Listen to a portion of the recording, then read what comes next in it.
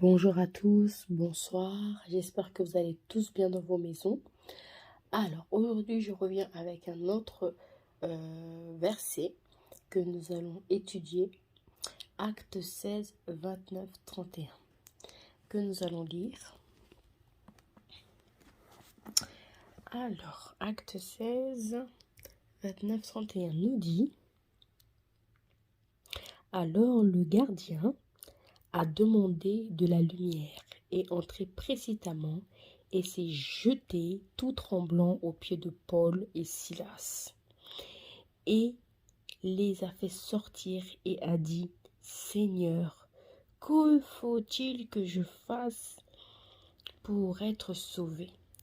Paul et Silas ont répondu: Crois au Seigneur Jésus-Christ et tu seras sauvé, toi et ta famille. Alors, ici, nous allons nous focaliser sur le passage où il dit: Crois au Seigneur Jésus-Christ et tu seras sauvé, toi et ta famille. Amen. Pourquoi Paul et Silas ont dit aux gardiens: Crois au Seigneur Jésus-Christ et tu seras sauvé, toi et ta famille. Alors, on va expliquer pourquoi, que signifie cela en fait, et est-ce que ça concerne tout le monde, est-ce que ça ne concerne pas tout le monde. D'accord? Alors, ce qu'il faut comprendre ici, c'est que, déjà pour commencer, le salut est individuel. D'accord? Le salut est individuel, nous disent les Écritures.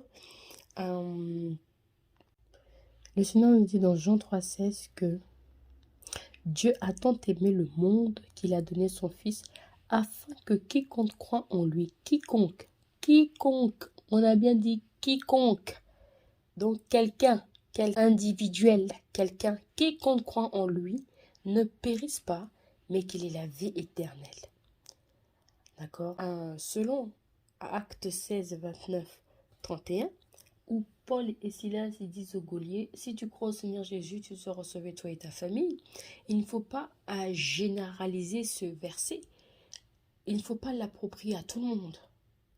Parce que peut-être que là, Paul et Silas se sont adressés personnellement, ils ont une révélation personnellement concernant le gardien. Amen. Parce que lorsqu'on est converti, lorsque le Seigneur touche un membre de la famille, bien sûr que les autres membres peuvent être touchés. Bien sûr que Dieu veut que les autres membres soient touchés. Bien sûr, parce que Dieu veut que la majorité soit sauvée. Alléluia, est-ce que je parle à quelqu'un? Bien sûr que c'est possible. Hein? On va dire que oui, c'est possible. Et pas forcément le cas tout le temps, en fait. Et le Seigneur ne va pas en tenir rigueur si, par exemple, un membre de notre famille lui-même ne fait pas la démarche d'abandonner son ancienne vie, lui-même ne fait pas la démarche d'abandonner son péché, lui-même ne prend pas ses propres responsabilités de venir à Jésus. Bien sûr que nous devons évangéliser, bien sûr que nous devons parler de Jésus, mais n'oublions pas qu'on ne peut pas forcer les gens. Si vous êtes sauvé et qu'un seul membre de votre famille ou d'autres membres de votre famille, vous leur parlez de Jésus, ils n'écoutent pas. Vous leur parlez de Jésus, ils ne veulent pas. Eh bien, c'est que c'est peut-être pas leur temps. Est-ce que je parle à quelqu'un? Donc, il faut continuer à prier pour eux. Si Dieu vous met à cœur de prier pour eux, alléluia. Si Dieu vous met à cœur de prier pour eux. Et du coup, ce que j'essaie de vous faire comprendre dans ce passage de Actes chapitre 16, la parole ici est adressée exceptionnellement au fait aux gardiens, aux geôliers, parce que c'est une parole que le Seigneur avait programmée pour lui. C'était une révélation pour lui. C'était son réma à lui. Mais le réma du geôlier mais n'est pas forcément ton réma à toi. La parole du geôlier, la parole du gardien n'est pas forcément ta parole à toi. C'est comme, vous savez, lorsque l'on dit le Jérémie, écoutez, tout le monde n'est pas prophète. Tout le monde ne n'est pas prophète. Tout le monde n'a pas le ministère prophétique. Tout le monde ne prophétise pas. Donc, ce n'est pas parce que Jérémie était prophète que tout le monde est prophète. La parole qui était adressée à Jérémie était appliquée à Jérémie, concernait Jérémie.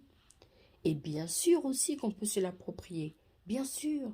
Si vous êtes prophète, si la personne est prophète, si elle est appelée au ministère prophétique, mais tant que Dieu ne l'a jamais appelée au ministère prophétique, tu ne peux pas t'appeler prophète ou prophétesse. Eh bien oui, il faut qu'on reconnaisse que tu es appelé au ministère prophétique. Tant que tu n'es pas reconnu en tant que prophète et prophétesse, ou prophétesse, tu ne peux pas t'établir tout seul ou t'auto-proclamer tout seul. Ce n'est pas bien. Il faut avoir la crainte de Dieu quand même. On ne se proclame pas tout seul, on ne s'auto-proclame pas tout seul. On ne s'invente pas des titres que Dieu ne vous a jamais donnés. Si bien sûr Dieu vous a appelé au ministère prophétique, apôtre, évangéliste, dans les 5 ministères, ok. Oui, prophète un tel, oui, prophétesse un tel, il n'y a pas de souci. Mais moi là, je suis en train de parler aux personnes qui s'approprient des titres que Dieu ne leur a jamais donné de s'approprier. Vous pouvez être un simple chrétien. Vous savez que là, être en second plan, ça ne veut pas dire que vous êtes moindre que ceux qui sont au premier plan. Hein. Non. Parce que dans le royaume des cieux, chacun a sa place.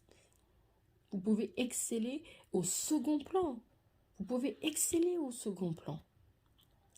Il faut simplement reconnaître quelle est ta place.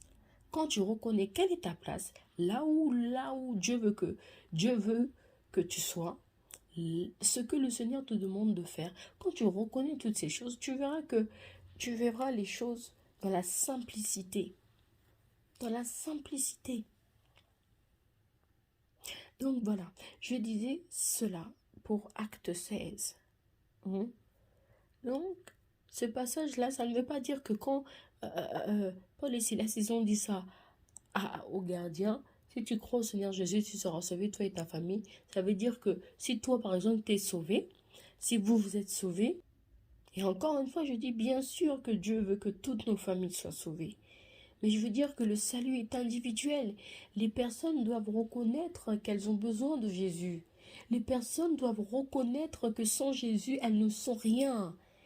Les personnes de votre famille elles-mêmes doivent reconnaître que Jésus-Christ est Seigneur et Sauveur. Vous ne pouvez pas forcer les gens à accepter Jésus. Vous pouvez bien sûr évangéliser, vous pouvez bien sûr prêcher la parole, on peut le faire. Mais on n'est pas le Saint-Esprit. C'est le Saint-Esprit qui incline les cœurs des gens en sa faveur, comme un courant d'eau. Il dit, il incline les cœurs des rois. Alléluia. Comme un courant d'eau. On ne peut pas obliger les gens à accepter le Christ. On ne peut pas obliger les gens à accepter Jésus. Donc, nous faisons notre part, nous évangélisons, nous parlons de Jésus, nous répondons l'évangile, nous prêchons la parole, mais le salut est individuel. Le salut est individuel. Donc, continuons à persévérer, persévérons à prier pour les personnes qui nous entourent, mais s'ils ne veulent pas, on ne peut pas les forcer, en fait. Personnellement, moi, quand j'ai accepté le Christ, quand j'ai accepté Jésus de mon cœur, j'avais 18 ans et on ne m'a pas forcé. C'est moi-même qui a ouvert mon cœur à Jésus, comme le chant Puissance. Ouvre-lui ton cœur, donne-lui ta vie. C'est moi-même qui a ouvert mon cœur à Jésus et j'ai donné ma vie à Dieu. Bien sûr que le Seigneur a peut-être utilisé une personne pour Parce que moi, j'étais justement catholique et j'étais toujours au fait justement dans la voie. J'étais toujours, voilà, j'étais catholique et tout. Je faisais les choses des catéchismes, hein, du catéchisme et tout ça et tout. Et le Seigneur n'a pas voulu que je reste dans cette voie-là. Et il a utilisé des personnes pour m'emmener à lui. Alléluia. Il a utilisé des personnes pour m'emmener à lui. Et ces personnes ne m'ont pas forcé. Ces personnes ne m'ont pas obligé du tout. Non. Non. Non, pas du tout. Elles m'ont juste parlé de Jésus. Et moi, tout simplement, j'ai ouvert mon cœur et je lui ai donné ma vie. Tout simplement, je lui ai donné ma vie, mais d'une manière simple. On ne m'a pas forcé, on ne m'a pas mis le couteau sous la gorge. Et c'est ça la véritable conversion. Ça ne se force pas. C'est spontané. C'est naturel. Et c'est fait avec simplicité et avec sincérité. Parce que des personnes qui disent, oui, j'accepte Jésus-Christ en tant que Seigneur et Sauveur. Je lui donne ma vie. Mais est-ce que le cœur est sincère? Est-ce que le cœur il y est? Est-ce que la personne elle a véritablement ouvert son cœur à Jésus? Est-ce que la personne elle a véritablement donné sa vie à Jésus-Christ? Parce qu'il y en a qui font semblant. Mais le problème, c'est que le fond semblant te rattrapera toujours. Parce qu'on ne se moque pas de Dieu. Ce que l'homme aura semé, le moissonnera. On ne se moque pas de Dieu. Donc, soyons sincères avec le Seigneur Jésus-Christ. Donc, voilà, ma conclusion, c'est ça. C'est pour dire simplement que lorsque ce verset a été dit aux geôliers, aux gardiens, ça ne veut pas dire que c'est un verset qui est général. Ce verset ne généralise pas tous les chrétiens qui sont sauvés ou nés de nouveau. Vos familles, nos familles, c'est à eux de faire la démarche, de se dire, bon, elle m'a parlé de Jésus, il m'a parlé de Jésus, bon, est-ce que j'ai envie d'ouvrir mon cœur? Est-ce que j'ai envie de donner ma vie à Jésus véritablement? C'est à eux d'avoir cette démarche-là. C'est à eux d'avoir cette démarche. Le salut est individuel. Chacun doit prendre ses responsabilités. Chacun doit grandir. Chacun doit prendre ses responsabilités. Arrêtons de toujours dire oui. Bien sûr que les bonnes attitudes peuvent compter, mais des fois tu peux être gentil, tu peux être souriant, tu peux être agréable, mais c'est pas pour autant que la personne en face de toi va donner sa vie à Jésus. C'est pas pour autant. Tu peux être gentil, tu peux être souriant, agréable et tout. Des fois même lorsque tu es gentil, agréable et tout, c'est là même qu'ils profitent pour te faire du mal. Et tu es obligé de rectifier le tir, de te ressaisir, de te dire attends. Là je suis agréable avec cette personne, je suis gentil mais derrière elle veut me poignarder. Non, ça ne marchera pas. Je vais me protéger, je vais me préserver afin que je ne me fasse pas poignarder par derrière. Parce que l'adversaire est rusé, il use de plusieurs tactiques. Donc je me préserve. Je prêche la parole, mais je me préserve. La Bible dit soyez prudents et simples comme de colombes. Est-ce que je parle à quelqu'un? Donc c'est ça. C'est bien avoir un bon cœur, c'est bien d'être agréable, c'est bien d'être gentil, c'est bien. Mais est-ce que c'est pour autant que les gens de vos familles se convertissent? Est-ce que c'est pour autant que les gens de vos familles se convertissent? Même lorsque vous portez des bons fruits, vous manifestez de l'amour, est-ce que c'est pour autant que les gens de vos familles se convertissent? Regardez vous-même. Regardez vous-même. Je manifeste de l'amour. Je manifeste de l'amour.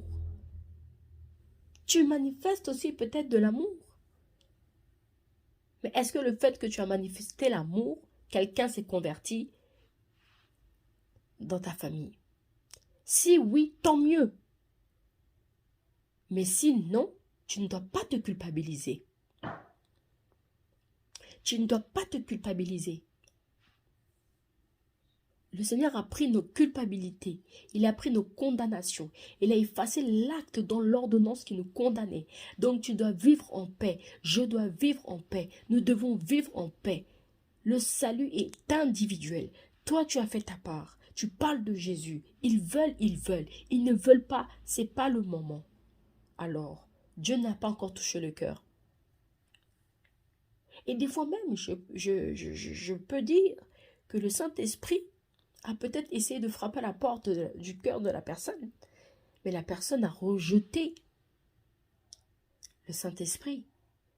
La personne a rejeté Jésus.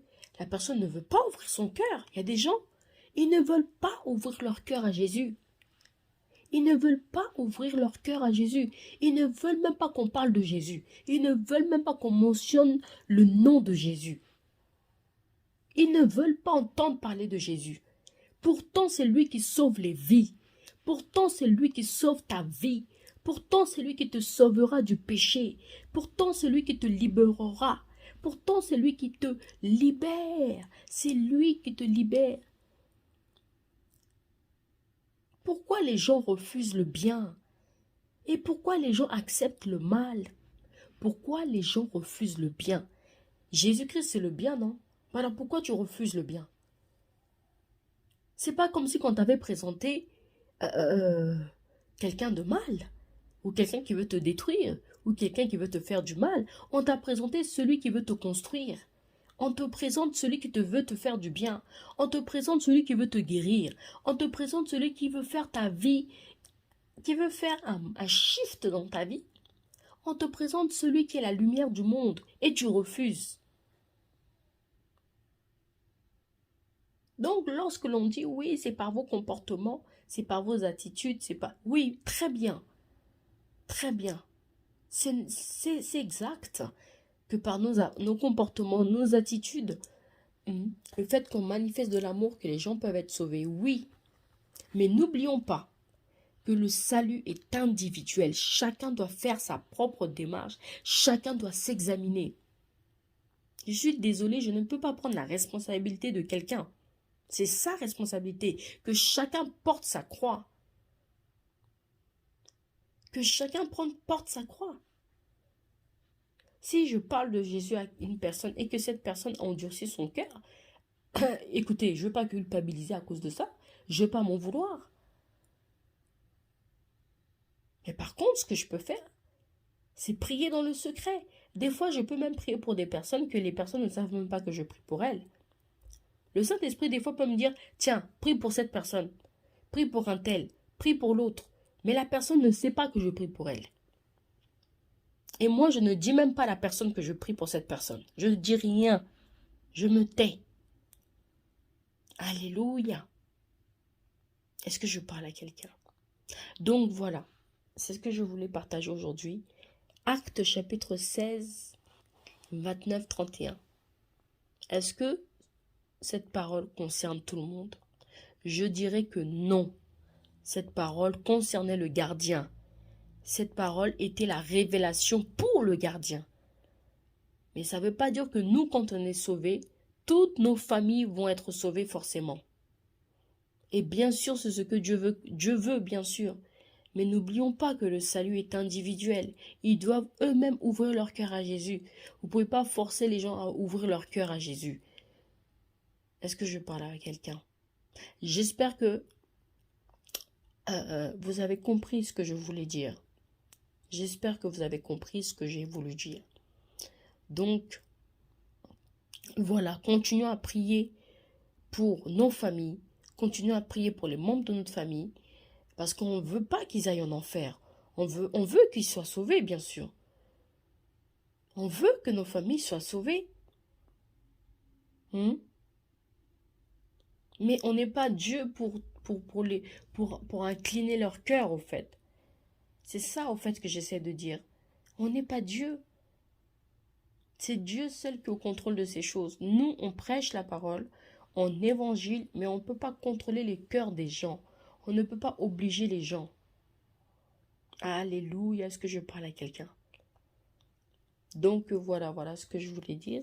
Partager aujourd'hui, c'est ça. Donc, continuons à prier, continuons à intercéder par rapport à ce que le Seigneur nous met à cœur et laissons-nous guider par le Saint-Esprit pour que le Saint-Esprit puisse agir au travers des membres de nos familles. Donc voilà, j'espère que vous avez été bénis. J'espère surtout que vous m'avez compris là où je voulais en venir. Que Dieu vous bénisse et à très bientôt.